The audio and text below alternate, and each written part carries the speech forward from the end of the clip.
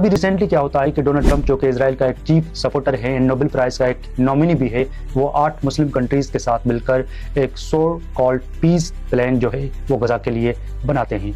वो 8 Muslim countries कौन से हैं? उसमें UAE, Qatar, Saudi Arabia, Pakistan, Turkey, मिस्र, इंडोनेशिया एंड उर्दन शामिल। अगर यहाँ पर यूएसए का रोल देखा जाए तो यूएसए हर जगह पर इजराइल को फुली बैक कर रहा है। इवन दो जब भी इजराइल के खिलाफ यूनाइटेड नेशन सिक्योरिटी काउंसिल में कोई भी रेजोल्यूशन पास होता है तो उसको वीटो कौन करता है? यूएसए वीटो करता है। अगर यहाँ पर मुस्लिम ब्लॉक या मुस्लिम कंट्रीज के रोल की बात की जाए तो वो इस पूरे 2 सालों के पीरियड में खामोश तमाशाई बने हुए हैं। हाँ, कभी कभार वो इजराइल के खिलाफ कंडेमनेशन स्टेटमेंट पास करते हैं। या अगर गजा में फ़लस्तीन में इजराइल के जुल्म की बात की जाए तो पिछले 2 सालों में इजराइल ने 100 नहीं, 1000 नहीं, 10,000 नहीं, 20,000 नहीं, बल्कि 66,000 बेगुनाह फ़लस्तीनियों को शहीद किया गया है, जिसमें 20,000 मासूम बच्चे एंड खवातीन भी शामिल हैं। 19 लाख फ़लस्तीनियों को डिस्प्लेस किया गया, 1,67,000 फ़लस्तीनियों को इंजर्ड किया गया है, वाउंड किया गया है एंड 5,000 ऐसे फ़लस्तीन हैं जो कि बिल्कुल माजूर हो चुके हैं। Within the period of 2 years Israel ने गजा में school, universities, hospital, medical camps, road, infrastructure, residential building, हर एक चीज़ को तबाह करके गजा को पूरा मलबे का ढेर बना दिया गया है। ह्यूमैनिटेरियन एड को ब्लॉक करके इजराइल ने वहाँ पर एक मैन मेड फेमिन क्रिएट किया है, पैदा किया है।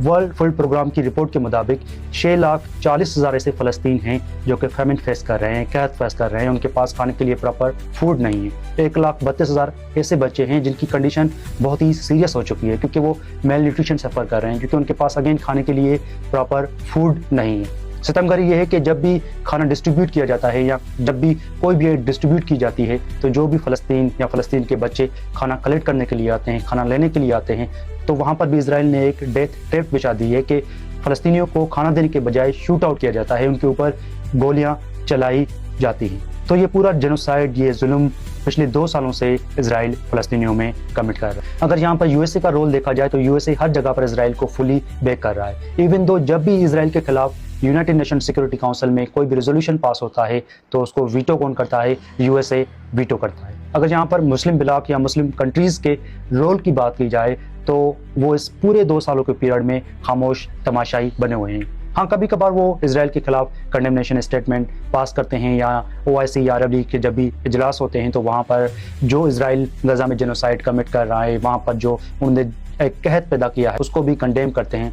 और यही कहते हैं कि अब मुस्लिम कंट्रीज़ को चाहिए कि इजराइल के खिलाफ जो ट्रेड हैं वो बंद कर दें, इजराइल के खिलाफ जो उनके ताल्लुकात हैं उसको ख़त्म कर दें। बट जब भी किसी भी प्रैक्टिकल एक्शन लेने की बात आती है तो कोई भी मुस्लिम कंट्री प्रैक्टिकल एक्शन नहीं लेता। अभी रिसेंटली क्या होता है कि डोनाल्ड ट्रंप जो कि इजराइल का एक चीफ सपोर्टर है, नोबेल प्राइज का एक नॉमिनी भी है, वो 8 मुस्लिम कंट्रीज के साथ मिलकर एक सो कॉल्ड पीस प्लान जो है वो गजा के लिए बनाते हैं। वो 8 मुस्लिम कंट्रीज कौन से हैं? उसमें UAE, Qatar, Saudi Arabia, Pakistan, Turkey, मिस्र, इंडोनेशिया एंड उर्दन शामिल हैं। ये जो पीस प्लान है ये बेसिकली 20 पॉइंट पर मुश्तमिल है। अगर इन 20 पॉइंट को समराइज किया जाए तो इसमें 2 ऐसी पॉइंट्स है जो कि हम कह सकते हैं कि ये फ़लस्तीन की फेवर में है। एक पॉइंट में जहाँ पर गजा वार की सीज़ फायर के हवाले से बात की गई है एंड दूसरी पॉइंट जहाँ पर ये कहा गया है कि ह्यूमैनिटेरियन एड अलाउ की जाए फ़लस्तीन में, गजा में।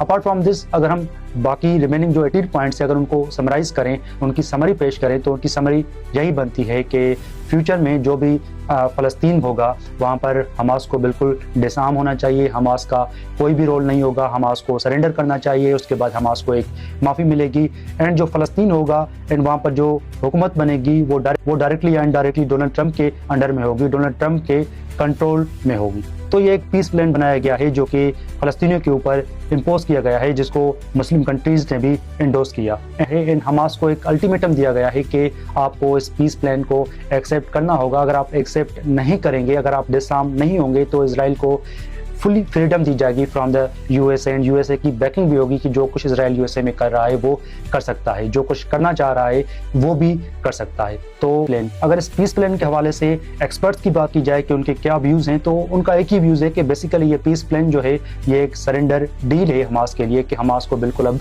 सरेंडर करना चाहिए, उनको डिसआर्म करना चाहिए और ये फ़लस्तीन लोगों की फेवर में नहीं है। एंड ये पीस प्लान या सरेंडर डील जो कि हमास के लिए बनाई गई है, फ़लस्तीन के लिए बनाई गई है, इसमें बहुत सारे लेकुनाज़ हैं। अगर फर्स्ट लेकुना की यहाँ पर बात करें कि जो एग्रीड पार्टी है, जो कि विक्टिम पार्टी है, जो कि पिछले 2 सालों से जेनोसाइड सफ़र कर रहे हैं, भूख प्यास सफ़र कर रहे हैं, अपने प्यारों को खो रहे हैं, जहाँ पर मासूम बच्चों को शहीद किया गया है, उनसे इस पीस के हवाले से कोई भी कंसल्टेशन नहीं ली गई, उनका कोई भी इनपुट नहीं लिया गया। यहाँ पर होता क्या है कि मुस्लिम कंट्रीज यूएसए के साथ मिलकर, जो कि इजराइल का बिगेस्ट सपोर्टर है, एक पीस प्लान इंट्रोड्यूस करवाते हैं। फ़लस्तीनियों के ऊपर, हमास के ऊपर इम्पोज किया जाता है कि आपको किसी तरह इस पीस प्लान को एक्सेप्ट करना होगा। अगर एक्सेप्ट नहीं करेंगे तो फिर इजराइल को फुल्ली परमिशन दी जाएगी, अप्रूवल दी जाएगी कि आपके ऊपर वो मजीद बमबारी करेगा, आपके ऊपर मजीद वो मजालिम ढालेगा। द क्वेश्चन इज, अब इससे मजालिम और क्या ढाल सकता है इजराइल फ़लस्तीनियों के ऊपर। सेकंड लेकुना इसमें यह है कि कहीं पर भी किसी जगह इस पूरी डील में इजराइल की, नेतन्याहू की अकाउंटेबिलिटी की बात नहीं की गई। क्या मुस्लिम कंट्रीज़ को नहीं चाहिए था कि इजराइल, जो कि 20,000 मासूम फ़लस्तीनी बच्चों का कातिल है, जिन्होंने फ़लस्तीन में पिछले 2 सालों से जेनोसाइड कमिट किया है, तो सबसे पहले उनको सज़ा की बात की जाती कि इस कातिल को सज़ा दी जाए, इस कातिल को फांसी दी जाए, एंड इसको फांसी देने के बाद, सज़ा देने के बाद फिर पीस प्लान या पीस एग्रीमेंट बनाया जाता फॉर द फ़लस्तीनी पीपल। बट सॉरफुली किसी भी मुस्लिम कंट्री ने ऐसी कोई भी डिमांड नहीं रखी। थर्ड लेकुना इज कि अगर आप इस पीस डील को पढ़ेंगे तो कहीं पर भी ये इंडिकेशन नहीं दिया गया कि इन फ्यूचर कोई इंडिपेंडेंट फ़लस्तीन रियासत बनाई जाएगी। फोर्थ लेकुना है इस डील में, वो यही है कि कहीं पर भी ये क्लियरली नहीं बताया गया कि लेट सपोज अगर कल को इजराइल इस डील को ब्रेक करता है, कल को इजराइल फ़लस्तीन के ऊपर अटैक करता है, दोबारा सिविलियंस को शहीद करता है, तो फिर इजराइल को किस तरह से डील किया जाएगा। तो ये पॉइंट कहीं पर भी आपको पीस डील में नज़र नहीं आता। अब इस पीस प्लान के हवाले से हमास का क्या रिस्पांस होगा, आया हमास एग्री करेगा नहीं करेगा। तो आज हमास ने एक स्टेटमेंट इशू की है जहां पर हमास ने ये एग्री किया है कि जो भी हॉस्टेजेस उनके पास है वो उनको रिलीज़ करने के लिए तैयार हैं। बाकी जहाँ पर डिसआर्म होने की बात है तो इस हवाले से अभी तक हमास की कोई क्लियर स्टेटमेंट नहीं आई है। एंड मजीद उन्होंने ये कहा कि बाकी जो रिमेनिंग पॉइंट है उनके ऊपर वो मजीद नेगोशिएशन के लिए रेडी है। अब इस स्टेटमेंट के बाद ट्रंप ने इस स्टेटमेंट को वेलकम किया एंड ट्रंप ने इजराइल को मना कर दिया कि अब जो है आप गजा के ऊपर कोई भी बमबारी नहीं करेंगे, क्योंकि हमास ने एक इंडिकेशन दे दिया है कि वो पीस प्लान के ऊपर एग्री करने जा रहे हैं। एंड सारोफिली यहाँ पर होता क्या है कि इवन दो ट्रंप ने इजराइल को मना कर दिया, बट अभी मैं अल जज़ीरा की रिपोर्ट पढ़ रहा था कि ट्रंप के मना करने के बाद भी इजराइल ने अभी 7 फ़लस्तीनियों को शहीद किया है। तो जहाँ तक इजराइल या नेतन्याहू के कमिटमेंट की बात की जाए यहाँ पर, तो कोई भी इजराइल के ऊपर, कोई भी नेतन्याहू के ऊपर ट्रस्ट नहीं कर सकता कि वो जो प्रॉमिस कर रहे हैं कि वो इन फ्यूचर फ़लस्तीनी सिविलियंस को शहीद नहीं करेंगे, उनको नहीं मारेंगे, उनके ऊपर कोई भी ट्रस्ट नहीं कर सकता। क्योंकि अभी हमने रिसेंटली क्या देखा कि जब ईरान के साथ नेगोशिएशन चल रहे थे तो उसी टाइम इजराइल ने ईरान के ऊपर अटैक कर दिया है। तो एंड जब कतर में हमास के साथ नेगोशिएशन चल रहे थे for the ceasefire in Gaza, and उसी टाइम इजराइल ने कतर के ऊपर अटैक कर दिया। तो ये सारे एग्जाम्पल देखने के बाद इजराइल के ऊपर ट्रस्ट करना, इजराइल के ऊपर ये यकीन करना कि वो इन फ्यूचर फ़लस्तीनियों को शहीद नहीं करेगा, उनके ऊपर मजालिम नहीं डालेगा, आई थिंक ये सबसे बड़ी बेवकूफ़ी होगी। एंड सो लास्ट में इस डील के हवाले से मैं यही कहूँगा कि इन 8 मुस्लिम कंट्रीज़ को चाहिए था कि सबसे पहले डोनाल्ड ट्रंप के सामने, यूएसए के सामने ये डिमांड रखते कि नेतन्याहू जो कि 20,000 मासूम बच्चों का कातिल है फ़लस्तीन में, सबसे पहले उसको सज़ा मिलनी चाहिए थी। एंड उसको सज़ा देने के बाद फिर ये 8 मुस्लिम कंट्रीज़ किसी भी डील के ऊपर एग्री करते।